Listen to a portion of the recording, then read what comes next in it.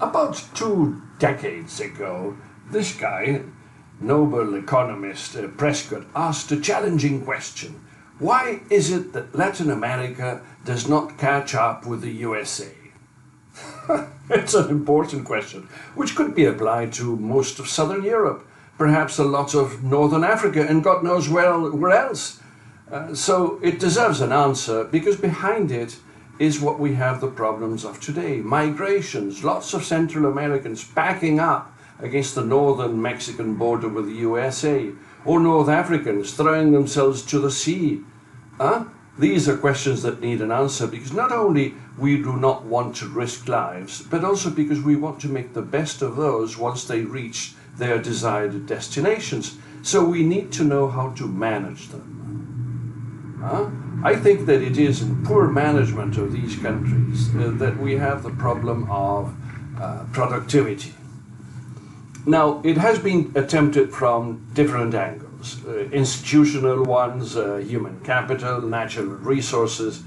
I'm focusing on culture, but not the usual way, like, for example, that Latin Americans are risk averse or that they are too collectivist for their own good.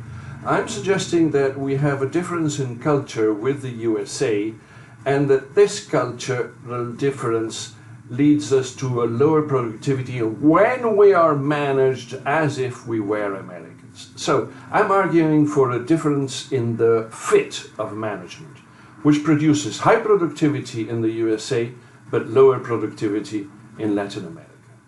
I may not have the whole solution, but this is a contribution to it. Well, this graph here suggests that the only countries that are doing well are the ones that trust a lot the people they don't already know. Those are the advanced economies. So you may think, well, then the issue is train your people to trust others. Well, quite frankly, that is pretty hard. This is why it hasn't happened up to now. Because I sustain that trust, a generalized trust, the trust on people that you don't already know, is something that is deeply ingrained in the way that we were brought up.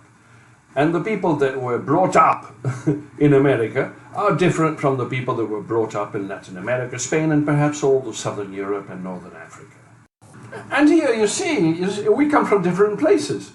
Most of the people that populate the USA today came from Northern Europe. And most of the people that populate Latin America today came from Southern Europe and Africa.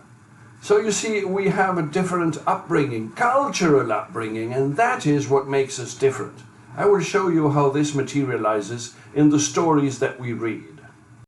Americans, in being Protestants, were nurtured in the Exodus, for example. So there is a goal and a way to get there, to a promised land. And the stories that have made America great are stories that people read since they're children. And they have goals and they have a path to get there. Whether it's stories for children, for adolescents, or for adults, there is always a goal and a path to follow. This idea that there is a goal and a path is what made America great. And it took advantage of technologies that were not developed in America, but were adapted to work well there, where there was an adverse relationship between apprentices and masters. And this is what made them adapt a technology originally from Gutenberg, movable types, to what we now know as the American system of manufacture.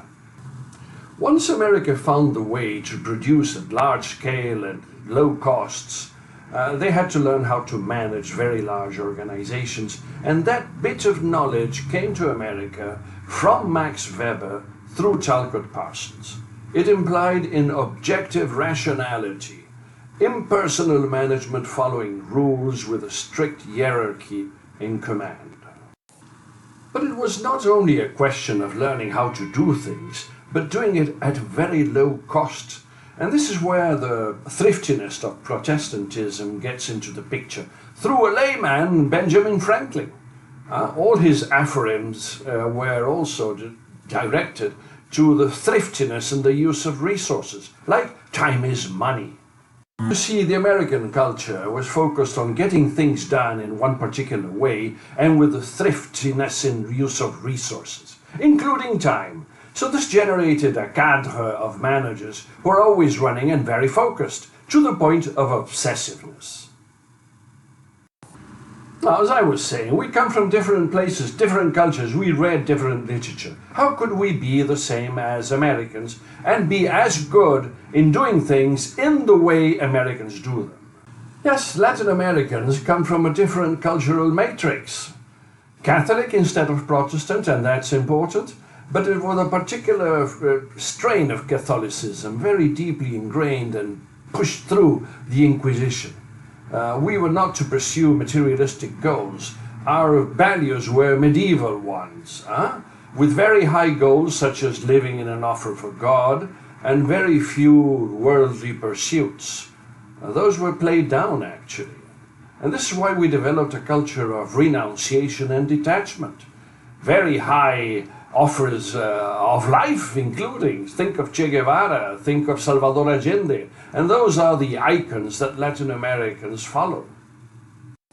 Well, if you don't believe in what I'm saying, just have a closer look at Moby Dick. There's an extreme focus there, killing that white whale, and it's deeply ingrained in the mind of Captain Ahab as if it were ingrained in railways, which was the epitome of the time. But on the other hand, you have the Lusíadas of Camões or Don Quixote of Cervantes, and there are no fixed goals there. The purpose is to do good, and the opportunity to do good is just about anywhere. So we have an errant knight trying to fix the world.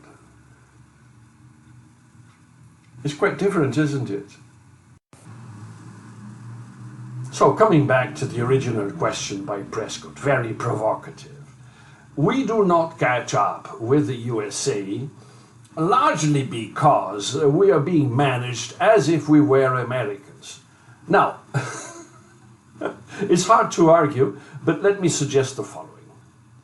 Americans, in being of Germanic origins, trust people as highly as Germanic tribes did. And those were the tribes that separated earliest from Catholicism, from Roman Catholicism. Remember Martin Luther, Calvino, and the rest.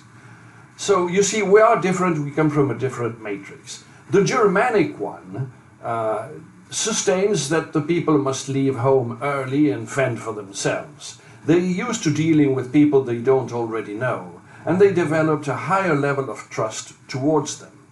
On the other hand, Latin Americans are brought up in a clannish culture.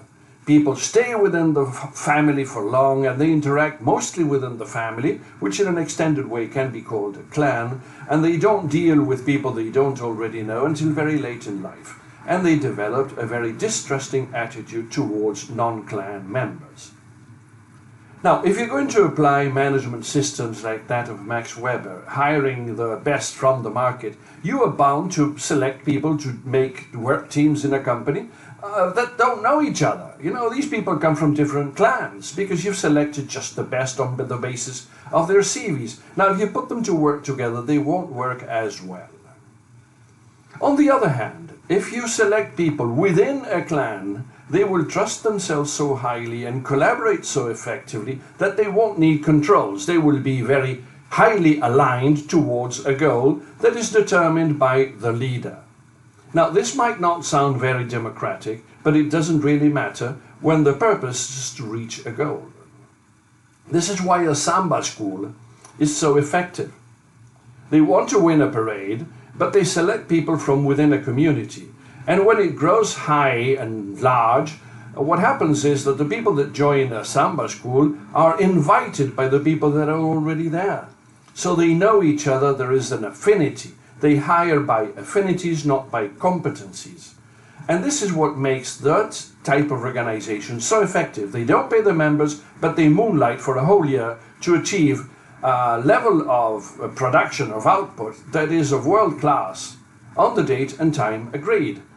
On the other hand, when those same people work for corporations managed in the modern American way, they may arrive late, check out early, and ask for sick leave when they're not sick. So, there you are. We can build further into this together.